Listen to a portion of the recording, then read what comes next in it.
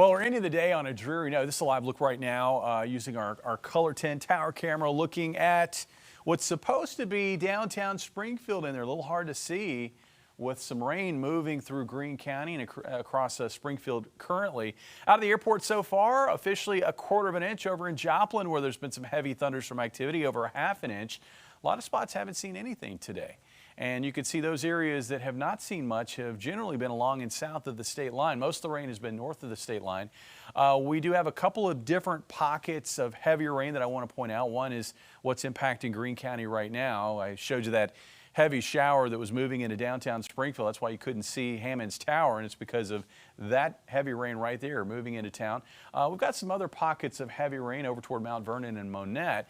The heaviest thunderstorm activity is actually exiting right now. It's moving away from Rolla, moving through Cuba. A lot of lightning strikes with that one particular thunderstorm. Here's the setup for today. We talked about this yesterday, how it was going to be kind of a dual rain trigger scenario, meaning we have a cold front moving in from the northwest, and we also had a pocket of upper level energy working out of the southwest. That's why we have this sort of appendage of rainfall here across southeast Missouri, and then you see the showers lined up here pretty nicely along that cold front.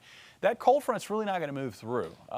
So with that, we're not going to be scouring out the warm and humid air mass that's in place.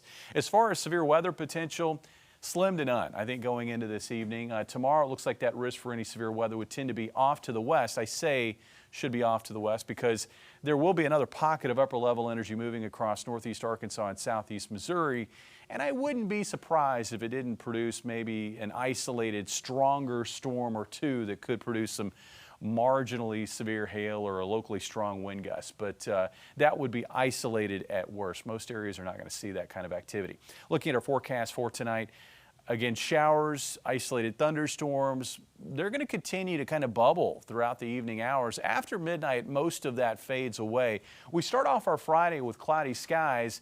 It looks like as we get into the afternoon, the clouds are going to thin out and we'll find partly sunny conditions, and as temperatures climb into the 70s and with the humidity in place, we're going to see some showers try to pop up in that afternoon heat, particularly again down to the south. Mountain Home, West Plains, Salem, Alton. These are all locations that have a better chance or the best chance for rain in our area. Down to about 60 for a low tonight. Looks like highs in the 70s tomorrow.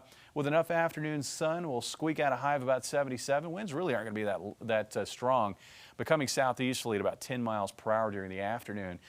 Setup for the weekend still looks wet at times. Generally speaking, I think showers and thunderstorms on Saturday will tend to come through, say, morning into the early afternoon. We may be able to end the day relatively quiet across the area, about 76 for a high. Sunday looks to be a cloudier day, and showers and thunderstorms, expecting another wave of them, especially in the afternoon going into the evening.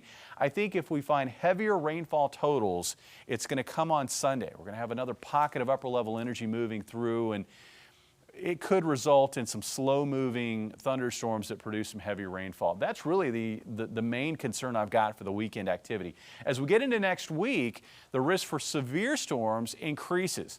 This weekend, the wind energy in the atmosphere pretty weak over the area, but as we see a potent storm moving into the western United States and then into the middle of the country by early next week, that will set the stage for, I think, strong to severe storms with a front hanging out in our area, generating maybe several different episodes of thunderstorms, especially Tuesday into Thursday of next week. Steve? Okay, Jamie. The push to legal